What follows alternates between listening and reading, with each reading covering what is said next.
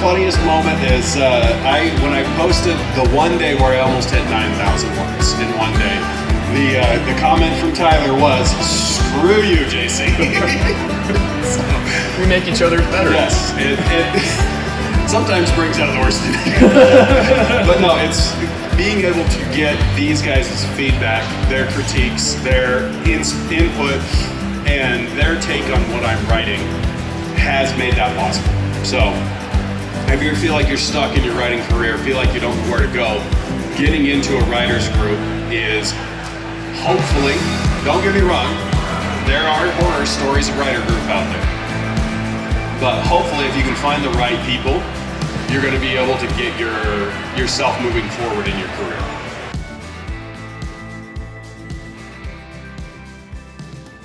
Hey guys, Future Tyler here. Just to give you some context about this whole episode, not usually what I do as Future Tyler, but this episode was taken at Gem State Con 2026 at Boise, Idaho, at their event center. And we had a community panel, we had a writing group thing where we just had a bunch of fun talking about writing groups and showing off what a writing group is like. It's very similar to what we usually do for our episode, but with more audience participation, which was awesome. Really appreciate all of you who were there and helped us not just talk to a bare empty room. I do want to say that the audio varies a little bit. We had 3 sources of audio and all 3 of them were not on at the same time. So I was doing some editing this morning just to get everything kosher. So it seems okay and you can hear everybody. So I hope you really enjoy it, and I will see you one more time this episode.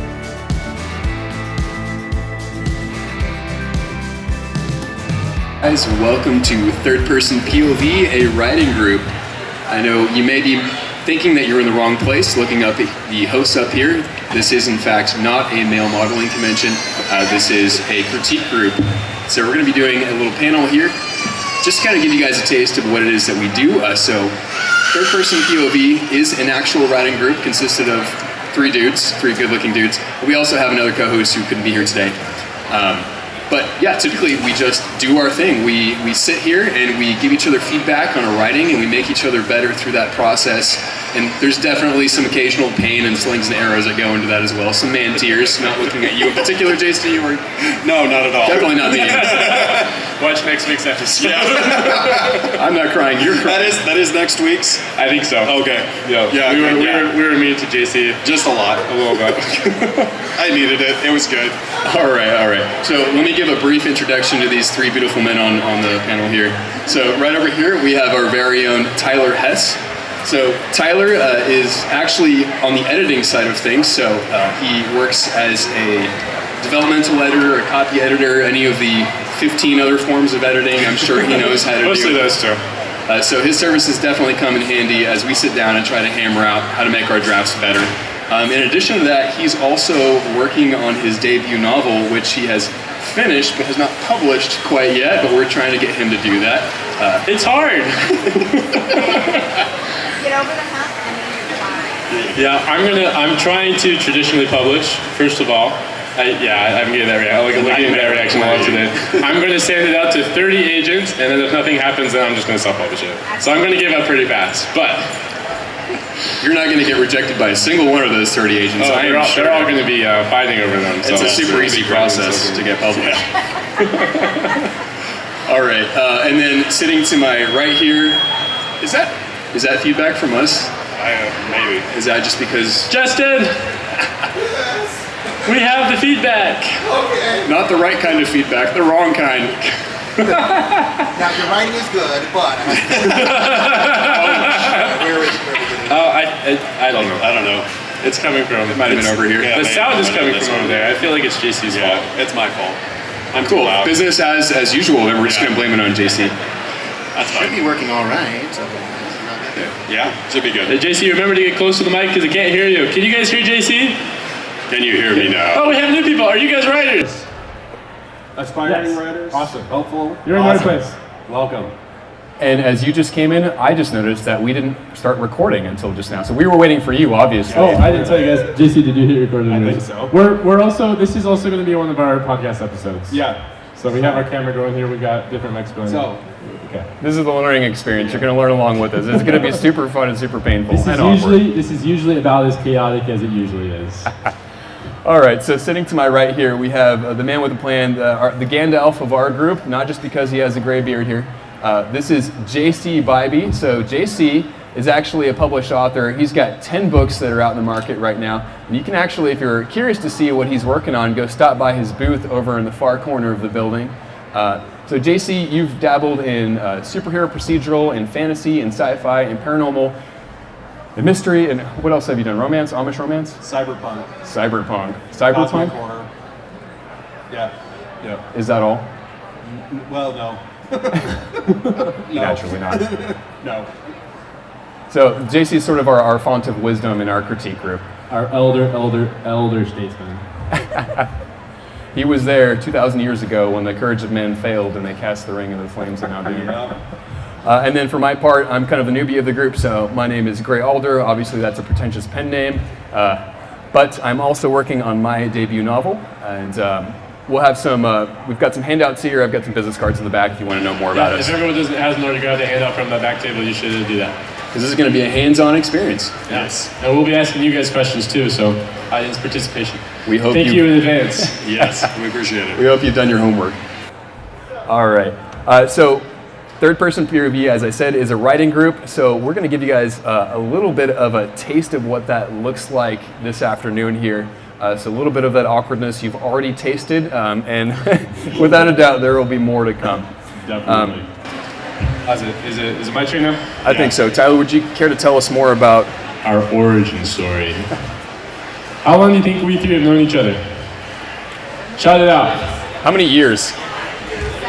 8 months. You're really close. How long has it actually? I saw one in the back. It's been since last October. Yeah.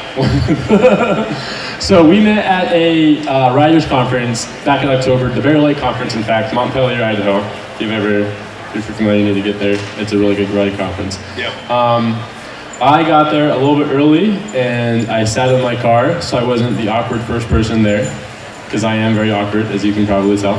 And then the line started, the doors opened, the line started. I got into line, and I got in line behind, this is not always what happens to me, but it was behind another very tall guy. Not quite as tall as me, but very tall guy. It was great. 6'3". And we got, and I didn't know, I was there by myself. I didn't know anybody. He was there by himself. He didn't know anybody. So we grabbed onto each other and started socializing, so we weren't just there by ourselves. We forced it to happen. And when you're a tall guy, it's like an instant connection, I guess. You have a lot in common. You have a lot in common.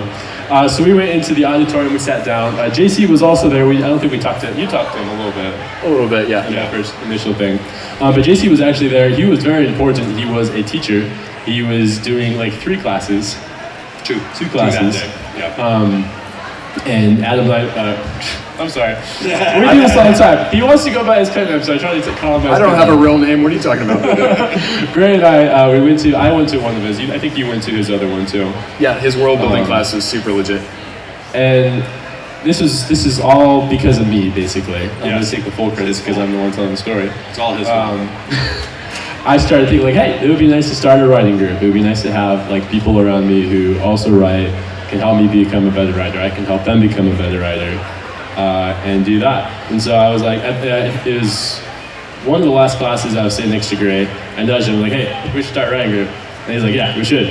And then one of us, it might have been Gray. I might give him credit for this. Let's grab the talented guy. Let's grab that other tall guy. And so we started a month after that. I think it took us a little bit to hit the ground running, just scheduling. But we started meeting every week just over video calls, and we thought this was really good, and we were having a good time, and we got to be really good friends. And then we started recording it and publishing it as our podcast, Third Person POV. What a good-looking young man. And here we are. Yep. And we applied to this community panel, not thinking that we would get it, and we got it. So what would you say, Tyler, are some of the biggest lessons that we've learned as a result of this critique group? Well, let's first talk about, so most of us writers, is anybody in a writing group currently? You are. Nice. You are. Ish. How is it ish? Off and on scheduling stuff. It's always hard to get. I get it. Okay, and then you are in the writing group. Okay, how has that been for you? Should we get here a microphone? I feel like maybe we should start passing the microphone around. Is it working?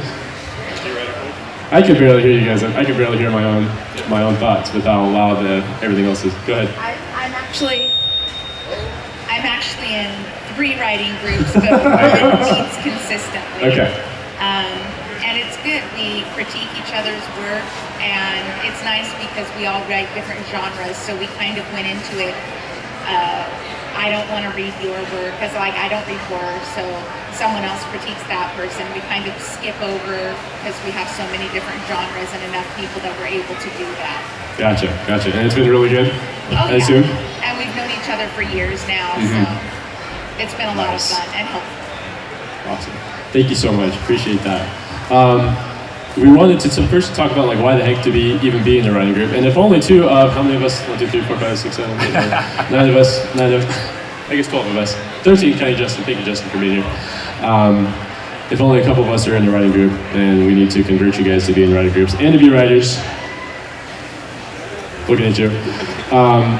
One of the biggest things for me that's been a help from being in the writing group is I typically go between major imposter syndrome. Anybody here ever experienced imposter syndrome just thinking you're an awful writer? I think we could probably all play.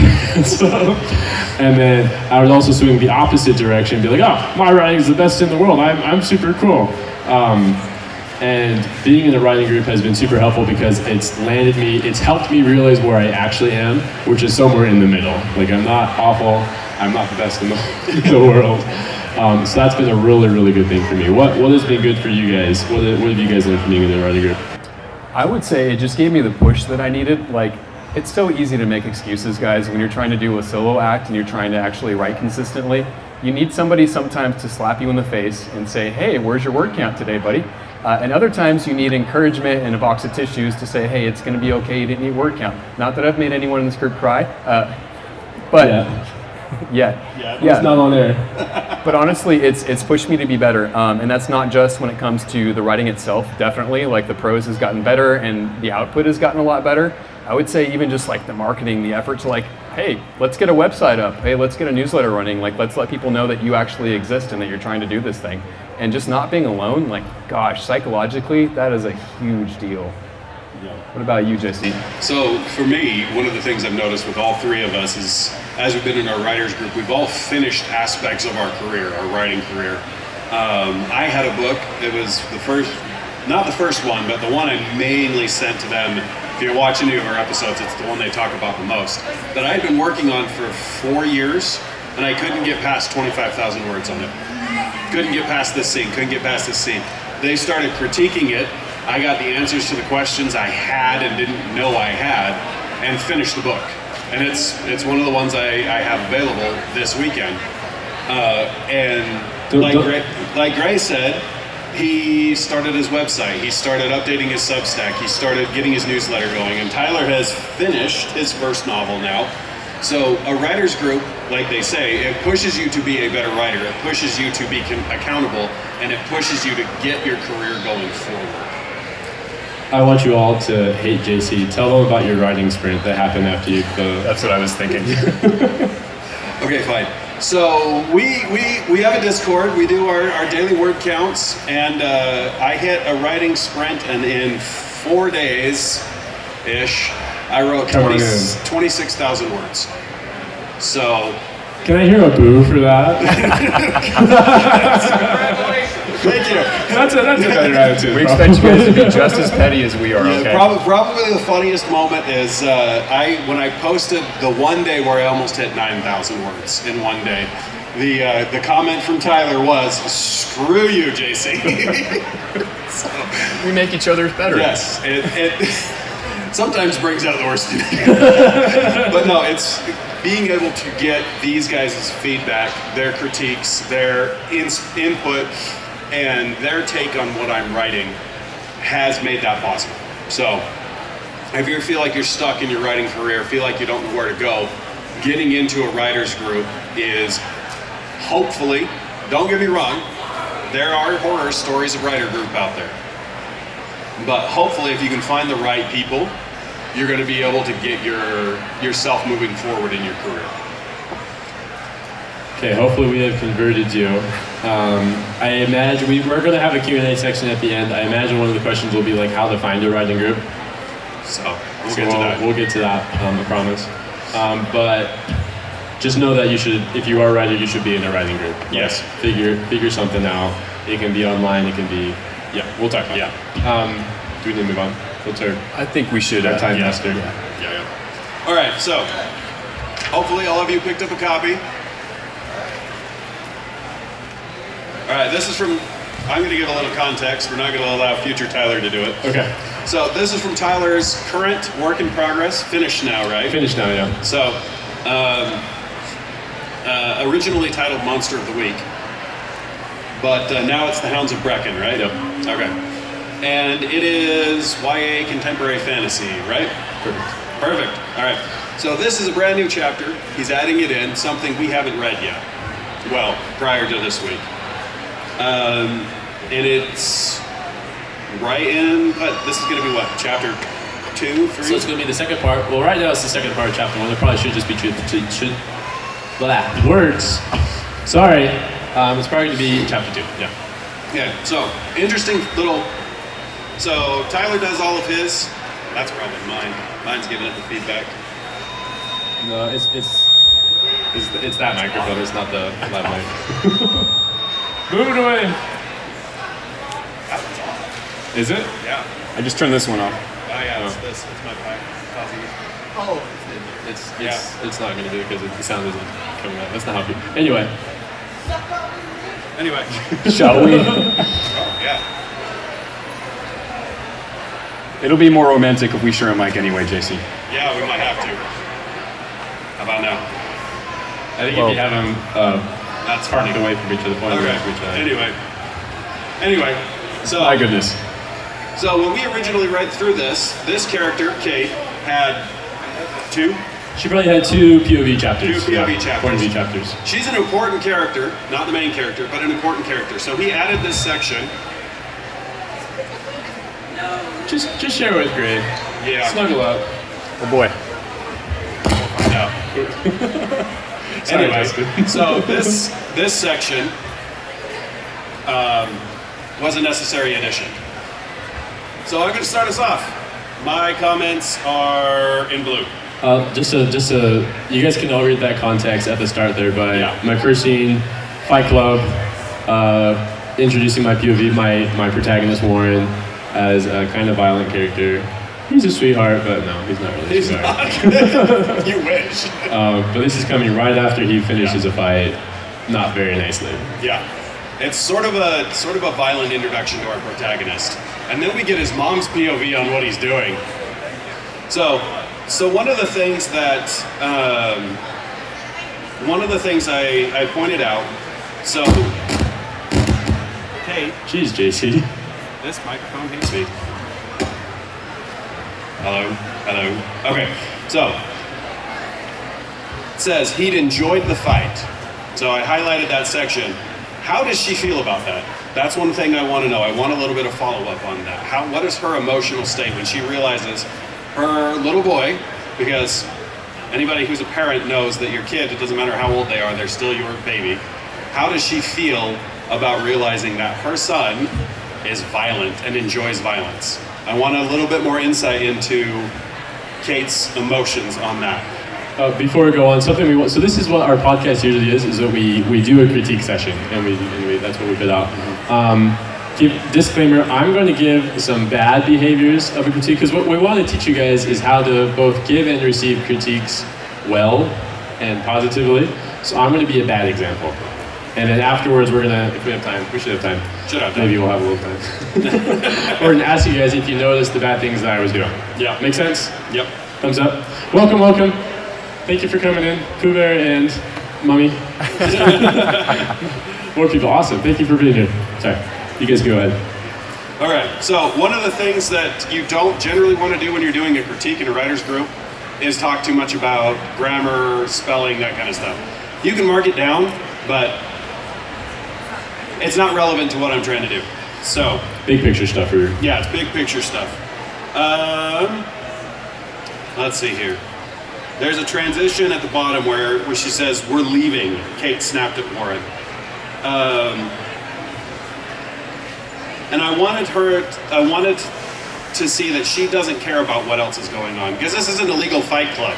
And she knows it's an illegal fight club, but realistically, all of her focus and everything she cares about is Warren and getting him out of there. So I wanted just a brief mention of that, I think would help smooth the transition out in the scene. So you're talking about wanting more of Kate's emotional thing. Yeah. Let me tell you why I didn't do that. Go for it.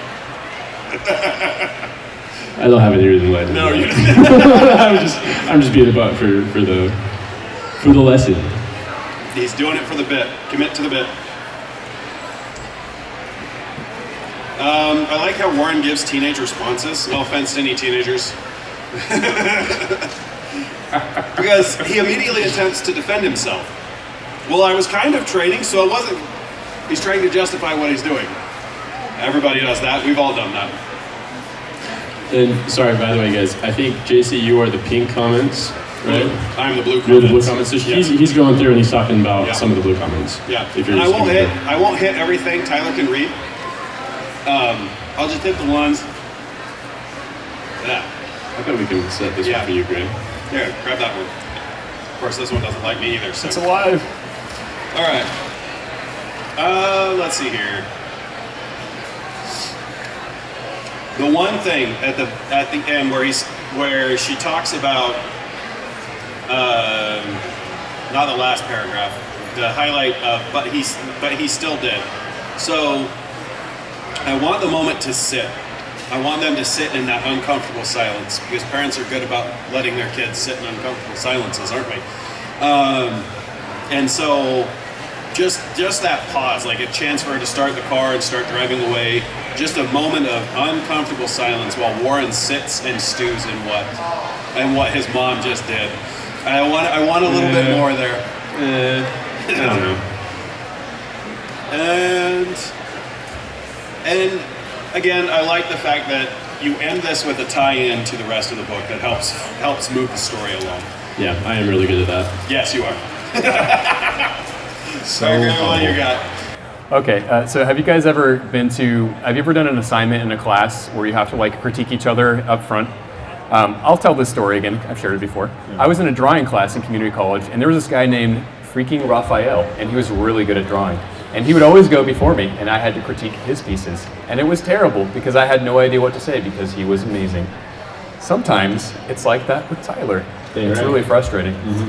So typically, when we're reading through a piece, we're critiquing, we're looking to give constructive feedback, right? So we're going to point out things that may be issues that may kick us out from the suspension of disbelief in the piece. But we also want to highlight things that are really good and just give kudos, you know? One rule that we kind of have is to kind of make a deposit in that emotional account before we kind of make a withdrawal. So you don't want to just take a sledgehammer to Tyler's ego. Right off the bat, you want to say nice things first. Yeah, I don't want to do anything. No, and there's always nice things to say with these guys. But pointing out what they did right and what could possibly be fixed right. Yeah. In this chapter, I'm going to be completely honest. There wasn't a lot that I found that was out of key. This was pretty darn good. So I did get really petty and point out a lot of typos, so that makes me feel better about myself. I'll just point out that first line, the crack of the boy's bone made Kate want to throw up. Noise! That made me want to throw up too. That was fantastic and so visceral. Tyler's really good at those little details that make you feel things and smell things that you didn't want to feel in your fiction. Or smell. Yeah, we haven't gotten to taste quite We don't yet. often do taste. No, thankfully. Do you guys have taste in your books often when you're writing? Yeah, a little bit? But I write about werewolves. That's fair. You're right about my werewolves. taste would get into that more. He's just like werewolves eating people. There we go. Yeah, Nice. That'll do it. That's family friendly, ripping people's heads off. All right. All right. So back to Tyler's family-friendly piece about the underground fight club in Chicago. I won't dwell on this too much. You guys can see a lot of the comments that I put in there. One thing that I will say is knowing where this fits into the rest of the story, which of course you guys don't have that context, unless of course you listen to the rest of our show. I would say that this, for me, it feels like it almost makes me want him to rearrange the chapter order slightly. He has another chapter that establishes more of the supernatural element of the story. I couldn't remember the one with Amy where she goes missing under those mysterious circumstances. If that sits before this or after. It's going to be right after this one. Okay, I want that to be right before, and that's one man's opinion. But I was like, oh, that way you can feel this danger when her mom mentions, Warren's mom mentions the fact like, hey, we're going to Brecken, this supernatural spooky town from Wednesday Addams. Wink, wink. It's just something to think about, buddy. You know, that's actually a good point. I know, it's hard to believe I made a good point. That's pretty much all that I have to say. You guys have probably noticed Tyler's excellent behavior while he's sitting here. Very well to notice the off-brand behavior, but what did you guys see? And you can talk about all of us, like the good and bad things that we did in this mini rush through critique session. Love to get some audience participation. I'm not above calling on people either. I was a middle school teacher for several years. Don't make him do it. He'll do it. You defended yourself instead of listening. I defended myself instead of listening. That's exactly right. That's one of the biggest things, one of the hardest things about having other people look at your stuff and then give you feedback on your stuff is you can't have your ego attached to it. You have to be willing to take, and by take the critique, I don't mean you have to take the critique and go and change exactly what they said. It is still your story. Are you a writer? You'd be like, after I asked if people are writer, are you a writer? If I told you to go fix something in your book, would you necessarily have to do it? No, because I'm somebody else, it's your story. It's my story, guys. Stop telling me what to do. No, That'd be a great suggestion, though. Take the suggestions with a grain of salt. It is still your story. These guys give lots of really good suggestions, and I actually think I'm going to think more about moving my chapters around a little bit, because that could be really good, actually. Yeah. But the time for defending yourself is not in the critique. Take the critique, smile, say thank you, shut up. Yeah, the best way you can defend yourself is improve your writing. Yeah. So the next time that critique isn't something they can say. You will, being in a writer's group with honest writers will find your weaknesses very quickly. And you might get them harped on a little bit if you don't fix them. So if it's something that we're consistently pointing out to each other, like I have really bad what's called white room syndrome. In my first drafts, you'll have no idea the setting. You'll have no idea where people are. Conversations and action is happening, but it could be on the moon. And they point that out, and I make sure that when I go back through and I'm on my next draft, I'm like, okay, I don't know where anybody is in this scene. Maybe let's figure that out. So that's how you defend yourself. You defend yourself by improving your writing. And one thing that's worth mentioning, this is a favorite saying of mine from yet another professor. One of his slogans was, the first draft always sucks. And I found that to be so true. Even if your first draft is your baby, and you're like, oh, I've executed faithfully on every single idea in my head, all the fight scenes, all the world building, all the romance, hopefully not the steamy kind, are all right in there. And yet, I could submit my piece to these guys, and they would still be able to point out flaws. I know, I'm not perfect, it's hard to believe. And guess what? The second draft is going to be so much better as a result of having gotten feedback on it, especially once you develop a relationship with these guys. If it is a good writing group that's healthy and they're willing to give you honest feedback, that's even better than just giving you the airbrushed version of things and telling you that everything's okay. Yeah. If it's not. Absolutely. And that's another thing that gets to be hard when you're in a writer's group, especially when you like the people that you're in your group with. Like, I like these guys. Hopefully you do. Hopefully. Sometimes. Generally. Sometimes it feels hard to give what constructive criticism or negative feedback or point out the things that are wrong. You're doing a disservice to your fellow writer if you see something that feels like a flaw and you don't point it out. Because, again, you might not know the whole context of the story. These guys had a really hard time because they weren't picking up my first piece. They were picking up a sequel to a book they've never read before. And so that's what I was giving them. And so there was a lot of context that sometimes they weren't getting because they hadn't read the first book. But at the same time, I needed to be aware of that, because what if somebody picks up my second book and hasn't read the first? I still need to be able to make the references in a coherent manner that allows the plot to continue to flow, so my reader doesn't feel like they have to go buy another book before they can read the book they just bought. Yeah. On that note, do you think we should open it up for some? Well, was there anything else about my behavior that you guys noticed that probably isn't very good for a writing group? Was there? I did one more thing specifically. Microphone. We can't hear. Make this Okay, woman deal. famous. Okay. On. JC, you didn't turn it on. I did turn it on. Hello. Oh, There it is. Sorry. very prideful of your writing, and like there's no flaws in it at all. I promise that's not how I usually am recording. You do want to be humble. You want to, again, don't defend yourself. Be humble. These guys did a really good job. They didn't do a good job giving you bad examples or giving critiques. They just did a good job. Something else we wanted to talk about. JC talked about how you have to be willing to give that hard critique. Like, hey, this is something that's actually wrong, or this is something that could be improved, which you have to be willing to do. What do you guys think you have to do before that, though? Gray mentioned it. It's very important if you want to have a good time at writing group.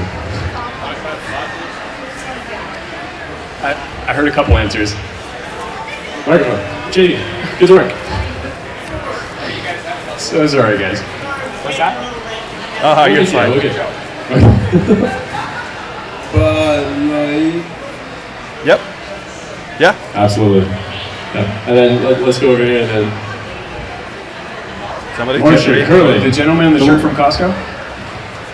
I was just saying, you got to get the positives first. Absolutely. You have to have, what have you called it before? Making an emotional deposit before you make a withdrawal. Yeah. So cheesy. Because, if you guys watch our next episode, which I hope you will, third person POV, writing group, we're everywhere.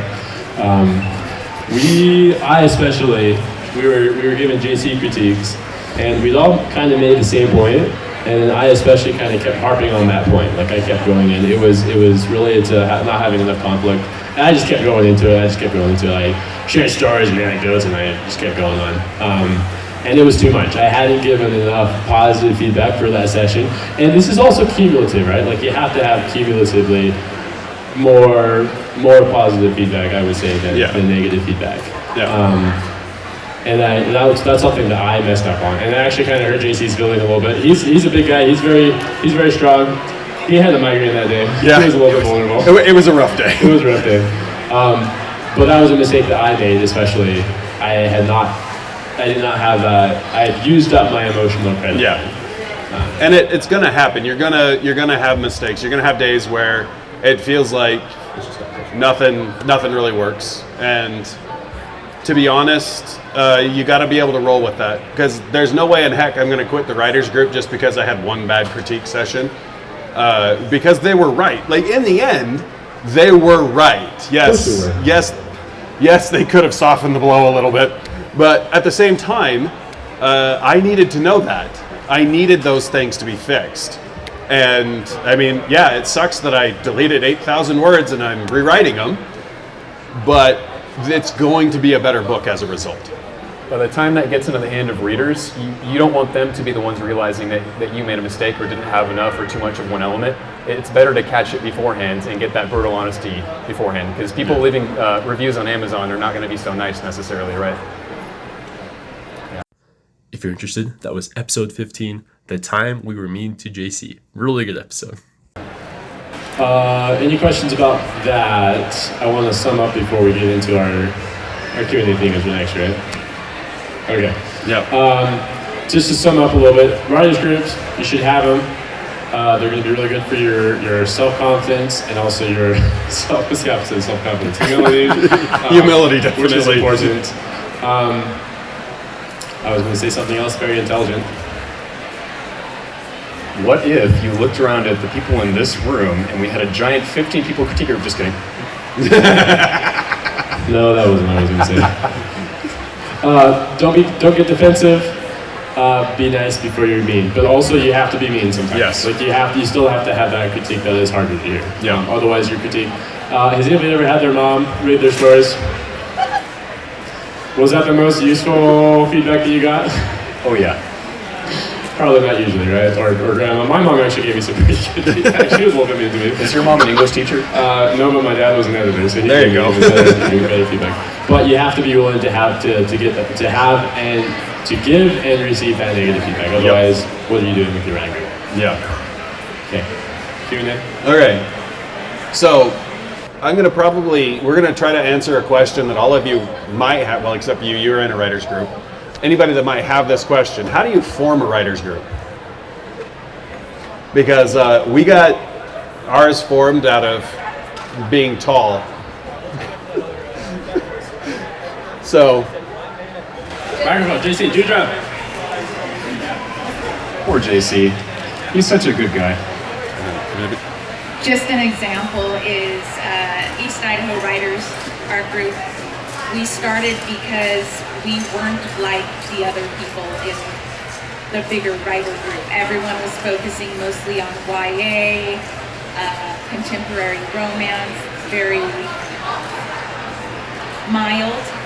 I'm going to leave it there. Fade to black, whatever you want to call it. And we had someone writing horror. We had me writing LGBTQ paranormal romance.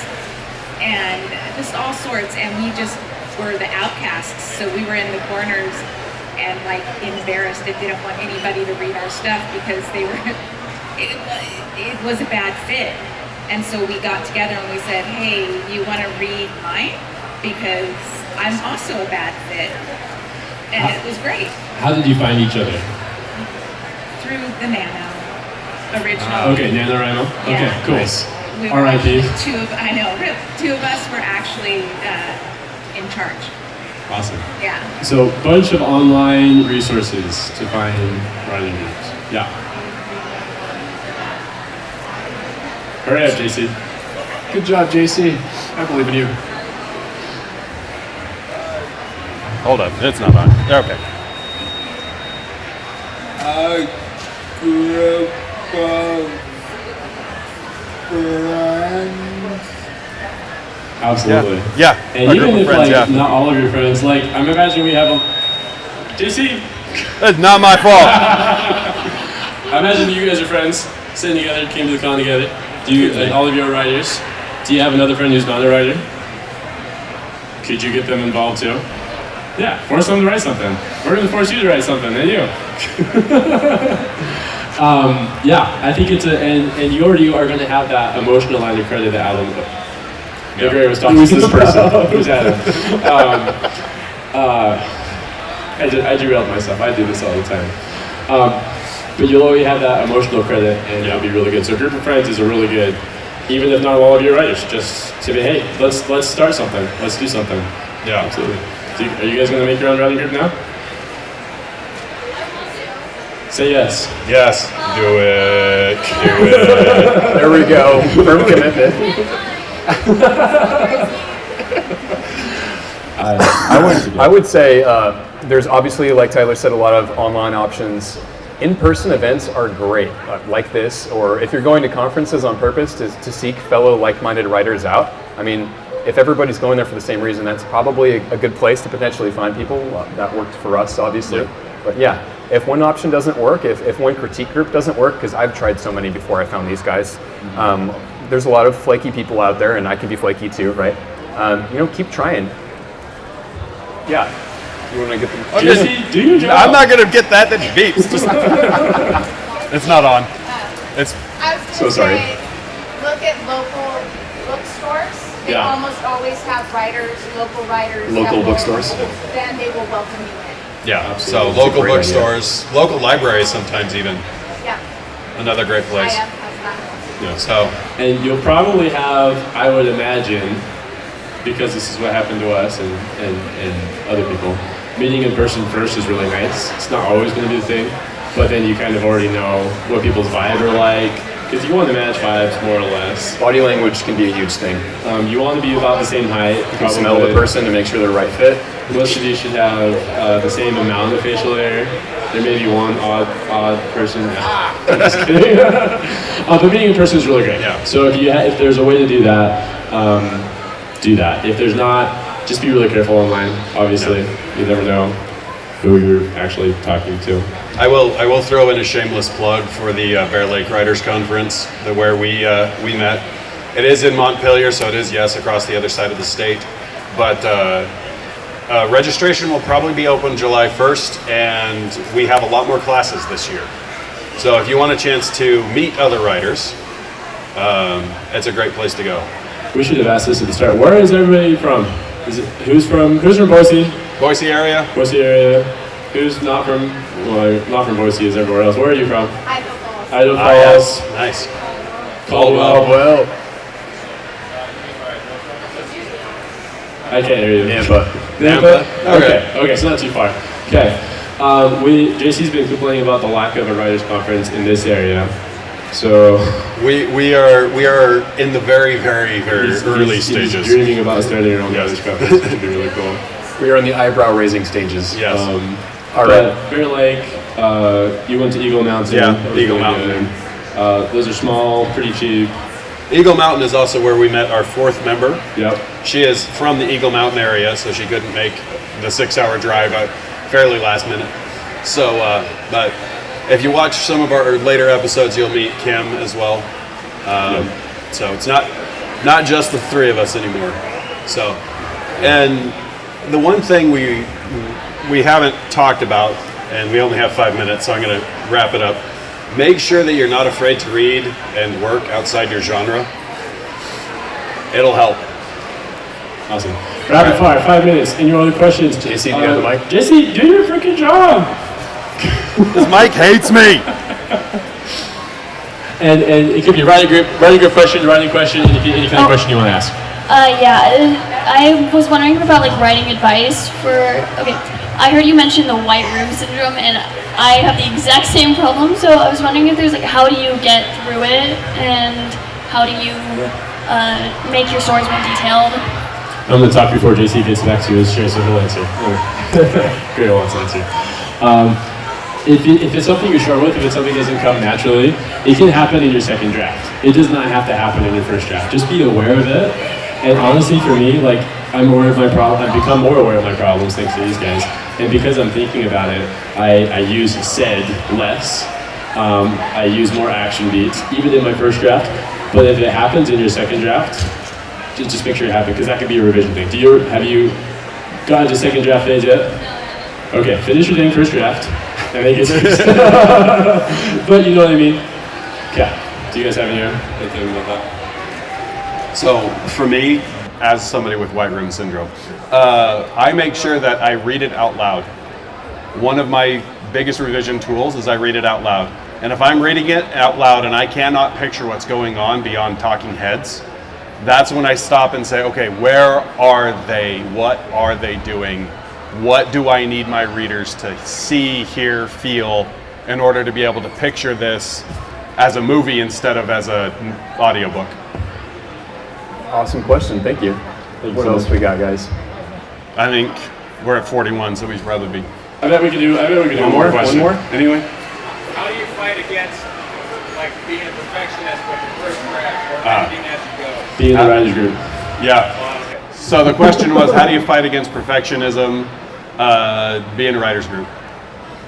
If you're on your 11th, 12th, 13th, 14th draft, either it's not going to work or you need to publish it. That's all there is to it. Writing that many drafts of a book is fighting against yourself. Or if you have the opposite problem where you're not able to finish one draft because you're being such a perfectionist, or you have one particular issue that is holding you back, I would echo that. It's such basic advice, but get your butt in the chair and start typing. And if you're having trouble typing and following the thread of the story, then start just typing in random words. And you can literally just type, I'm having trouble coming up with the next story beat. I think my character should do this, but I'm also thinking about this thing that needs to come up. What kind of resolution can I cook up? And honestly, within like 3 minutes of me forcing myself to regurgitate my thoughts onto the page, I can usually start getting rolling and kind of unlock my brain, put it back into a flow state. But no. This might be really weird, but I've heard about software where you can write, and as you write, the words disappear, so you can't go back. Oh. So if you absolutely can't force yourself to just keep going, maybe get something like that. That is brutal. Yeah. All right. Okay. Well, guys, we are around. JC has a booth over there. If anyone wants to hang out, I think we'll probably pick up stuff over there. You see, if you have any more questions you guys want to ask us, we'll be there. Thank you so much for being here. Yep. And go listen to our podcast. Yes. To the writing group. Thank you so much. Thanks for having us.